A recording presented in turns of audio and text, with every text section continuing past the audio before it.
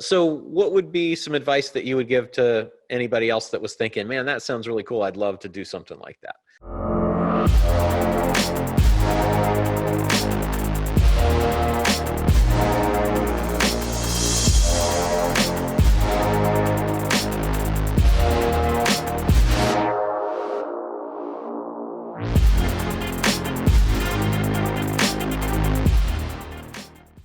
One is this takes a lot longer than my past experience of internet businesses because Yeah. there's just way more moving parts, deposits, and it is more work. So just like to do these lifestyle things, sometimes it's actually a little harder, even though it's more fun. Right.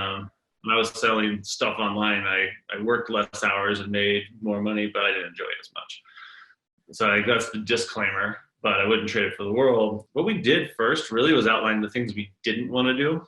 As Sure. I know you've met Michael, he can be pretty intense fella. And he was like, let's not do one of those hippie mission statements. Let's write out all the things we don't want to be. We didn't want to be in hotels and conference rooms. We wanted good food. We wanted good people. We wanted music and fun and to lighten it up. So we kind of made this list and just used that as a checks and balance system as we did it. That's pretty cool. Yeah, and definitely just being in for the long haul on it has been a massive thing because surprises happen. We had a goal of going internet. We wanted more international people. And, that sounded like a great idea. But once you start doing it, we rented an island in Croatia and produced an event there for 300 people for a week. And I think we lost like $500,000 on the first one. The second one actually did really, really well after we learned, oh my gosh, and we were paying cash to bribe customs people to get our swag through and all this stuff. So the juice was worth the squeeze because we enjoy the what we're doing, but it's got to be something you really enjoy. Like we love hosting. If you're like an introverted person who just wants to travel, then that might not be the right fit. But if you like get energy from connecting and staying up talking to people all night and stuff, I think, that's really important.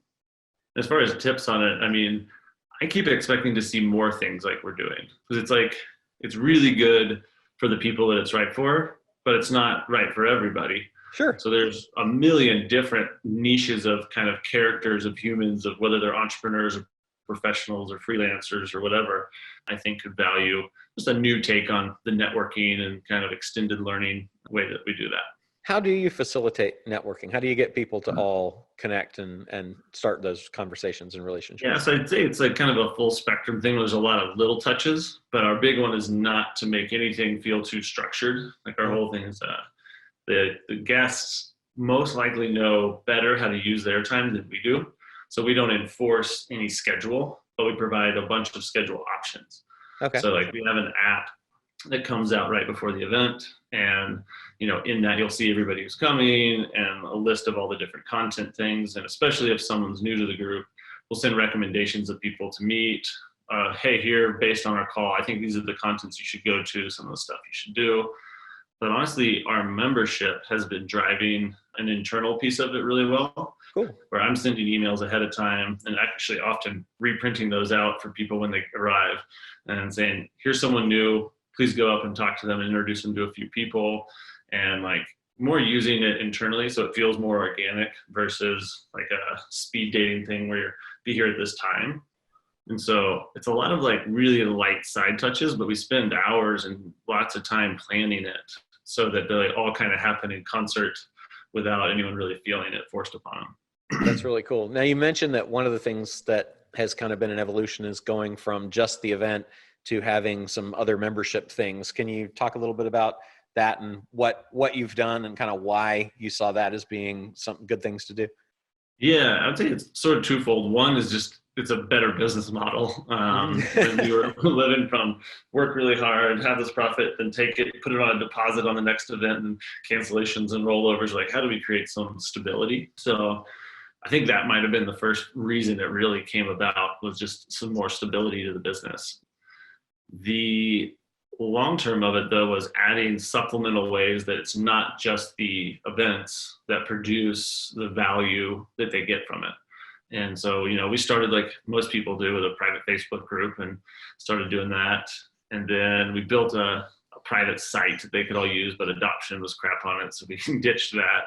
Okay. And so using the event app in Congress with sort of the Facebook group, but it was pretty minimal supplementation, like just to keep it going. And we had weekly content and things like that. But then we started looking outside. What are the other features that aren't events, that aren't networking, and aren't connecting that we can do? So like I'm actually in conversations with like some banks to help some of our people who are entrepreneurs who have trouble getting mortgages. Because we're like, hey, these are legitimate entrepreneurs, but they might not have a W-2. We've found lots of shared benefits among members. Great example is a guy in the group who started a really cool company called Brain FM.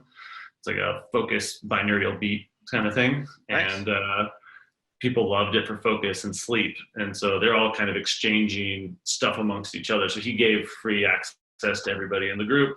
They give him feedback on things that are happening with his marketing funnel and stuff like that. As you know, so could be everything from getting reviews on a product that you're launching to getting beta testers. And then the big one has been like the ask, give, share, pitch model. So we did no pitching for the first few years, but then we realized sometimes the pitches made sense. So they just have to label them very clearly and call a spade, and don't try to disguise it as something else. The ask, give, share model in the group seems to work really well. And so explain that a little bit more, the ask, give, share.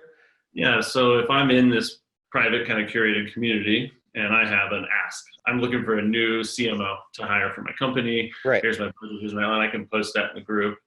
And generally you get feedback almost instantly. And then we send out a newsletter twice a week. And the things that aren't taken to completion, we put those in the newsletter and send those out. Because we have some people who aren't actively on Facebook on purpose, and they might miss it. So we try to drive each request to a completion by moderating it. So ask is simply, I have something I need help with. Share would be, I found a cool resource and I want to share it. And then or share is usually more like a win kind of thing. They want to share, or here's something I have access to if you want it. And then give is normally like pretty cool stuff they're giving away to the group, which I know you know Kurt Malley, but he's always like, it feels like competitive giving now. That's sort cool. of started, and entrepreneurs are inherently competitive, and they seem to be competing quite a bit to give more. I love it. That's awesome. That's really cool.